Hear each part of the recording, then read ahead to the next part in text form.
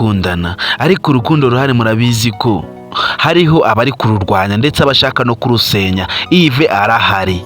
So guys, nongeye kuhikaza hano kuri Venke Empire ndetse no kuri filime yacu Ibanga, kandi niba utarakoze subscribe ngushishikaza kugira ngo yakora subscribe, ubundi tugendana mu zindi behind the scenes zose z'Ibanga buri munsi umunsi ku munsi. So guys, murabizi ko Nyambo na Niyori bo urukundo bakomeje kurushira ku yindi ntera, ariko abashaka no kurusenya nabo bakomeje gushiramo agatege. Yves arahari ndetse na Date arahari. Gatumwa, ese mubona Date ataraje nka Gatumwa? So guys, ese kubona Yves yizinze kuri Nyambo urabona azamuvaho ajanye iki? Ese Niyori uri mu mazabira uwo ashaka kugambanira ngo be bamugirira nabi we azakora iki? Ese nkawe iyo ubonye umuntu wagambaniye Niyori wamugiriye nama?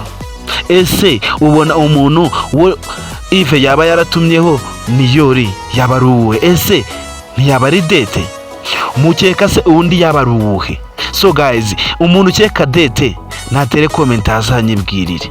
Niba nawe uyibona filime yacu Ibanga nkanjye, tera hasi comment ube wambwira. So guys, kandi niba uba ushigikira urukundo rwa Niyori na Nyambo, tera comment hasi unyibwirire twikomereze. So guys, ese Yves mubona aberanye na Nyambo cyangwa se Niyori na Nyambo nibo baberanye?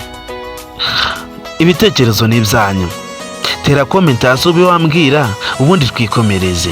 Kandi murabizi ko twebwe tubagezaho utuntu tw'ubwenge. Murabizi ko iyi ariyo channel yonyine ushobora kuboneraho utuntu tumeze neza ndetse utuntu twengetse tumeze fresh. Kandi niba uri umukunzi w'Ibanga ndetse ukaba uri umukunzi wa Miss Nyambo muri rusange ndetse ukaba waranakoze subscribe hano kuri Venke Empire, ndakushimira wisemo neza. Kandi murabizi ko iyi channel ibakubita utuntu tw'ubwenge ndetse behind the scenes zimeze neza.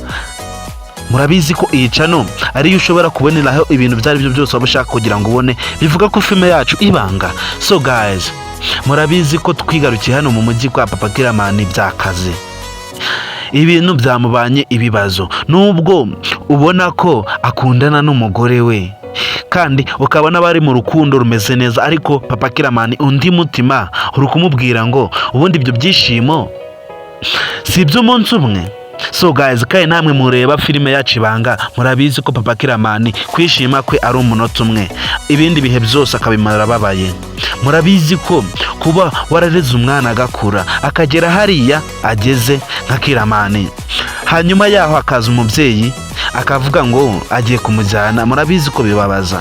So guys, ndabizi ko nawe ureba filime yacu Ibanga utabeshye nawe wafata icyemezo nk'icyo Papa Kiramani yafashe.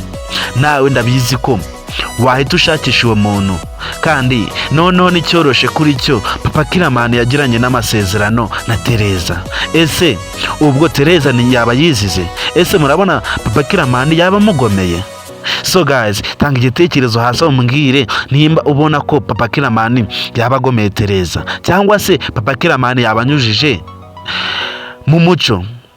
So guys, rero niba uri umukunzi w'Ibanga ndetse ukaba ukunda filime yacu Ibanga ndetse ukaba warakoze subscribe hano kuri Venke Empire, mbwira ubundi ushaka ko muri episode ikurikira ushaka ko tukuzanira utuhe tuntu.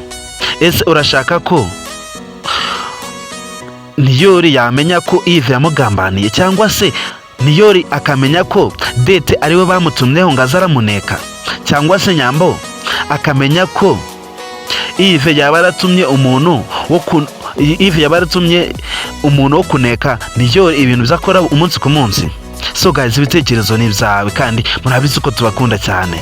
Kandi murabizi ko iyo utanze igitekerezo hano kuri behind the scenes yari yose hano kuri Venke Empire, murabizi ko ibitekerezo byanyu ndetse n'ikintu waba uri gusaba murabizi ko ibintu byanyu bisubizwa. Kandi niba ukunda Ibanga ndetse ukaba uri umukunzi wa filime yacu Ibanga, ndagushimira wisemo neza. Kandi niba ukunda imyaka itingereza filime yacu Ibanga ndetse ukabona kunda ukuntu iba yarangiye ndetse ukabona ategereje episode ikurikira, ndagushimira. Ndetse niba warakoze subscribe hano kuri Venke Empire uri umuntu w'intwari kandi wahisemo neza, warakoze, ndagushimira.